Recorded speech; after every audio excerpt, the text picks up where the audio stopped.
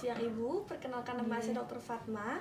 Jadi saya dokter yang bertugas di poliklinik pada siang hari ini. Sebelumnya saya berbicara dengan Ibu siapa? Ibu Feby, Dok. Baik Ibu Feby, ada yang bisa saya bantu Ibu? Dikit yang bawa hasil CT scan yang dokter kemarin sarankan. Bisa dilihat dulu. Oh begitu. Iya. Baik, jadi saya akan membacakan hasil CT scan yang telah Ibu lakukan. Jadi tujuannya untuk mengetahui apakah ada kelainan di bagian otak Ibu atau tidak.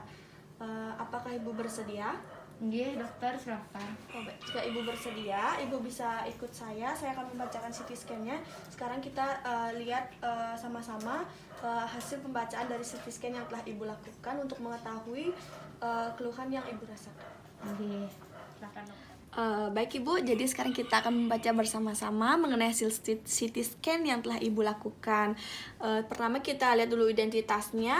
Ini dengan Ibu Feby, berumur 23 tahun.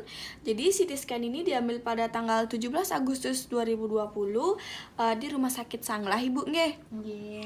Nah, kita lihat di sini tampak gambaran keputihan yang menandakan adanya pendarahan di otak Ibu di bagian kanannya.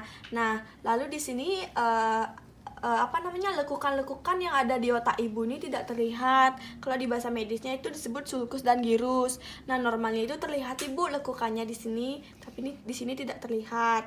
Nah, selanjutnya di sini nampak gambaran hitam-hitam yang disebut dengan ventricle. Jadi, ventricle ini merupakan suatu rongga yang nantinya berfungsi untuk menghasilkan cairan yang ada di otak Ibu. Nah, di dalam ventricle ini terdapat keputihan ini Bu, ini ventricle, ini juga ventricle. Ini terdapat keputihan atau terdapat warna putih yang menandakan adanya kalsifikasi. Jadi kalsifikasi itu menandakan terdapat penumpukan kalsium di dalam otak Ibu, tapi ini masih dalam keadaan normal.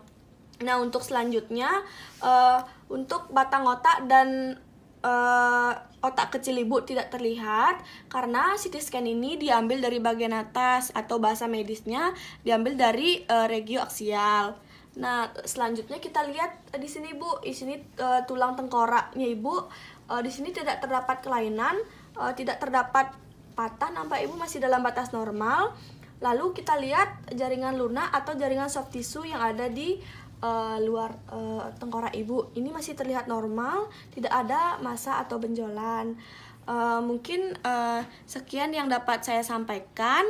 Jadi dapat saya simpulkan sesuai dengan hasil CT scan-nya terdapat pendarahan di otak Ibu yang di bagian kirinya atau maaf Ibu, di bagian kanannya, atau bahasa medisnya disebut dengan hemorrhagic di bagian otak di bagian kanannya.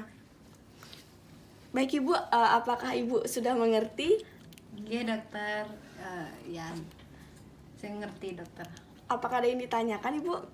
Tidak, dokter. Baik, jika tidak Ibu bisa kembali ke meja.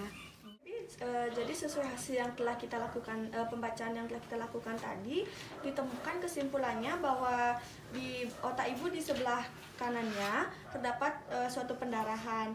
Mungkin nanti akan dilakukan tindakan selanjutnya untuk mengetahui lebih jelas tentang kelainan yang Ibu rasakan. Iya, Dok. Jadi sebenarnya saya sakit apa ya, Dok ya? Jadi kesimpulannya di otak Ibu itu mengalami pendarahan di bagian kanannya sehingga Ibu mengalami keluhan yang Ibu rasakan. Di bahasa medisnya itu disebut dengan infak hemorragik. Oh gitu ya, Dok. Iya teh. Apakah ada yang Ibu tanyakan lagi? Saya Niki ada perlu rujukan ya ke dokter spesialis lain, Dok?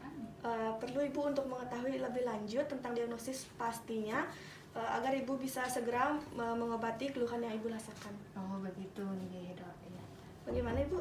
Oke, itu aja yang saya tanyakan, dokter. Baik, ini Bu hasilnya. Terima kasih. Terima kasih, Dok.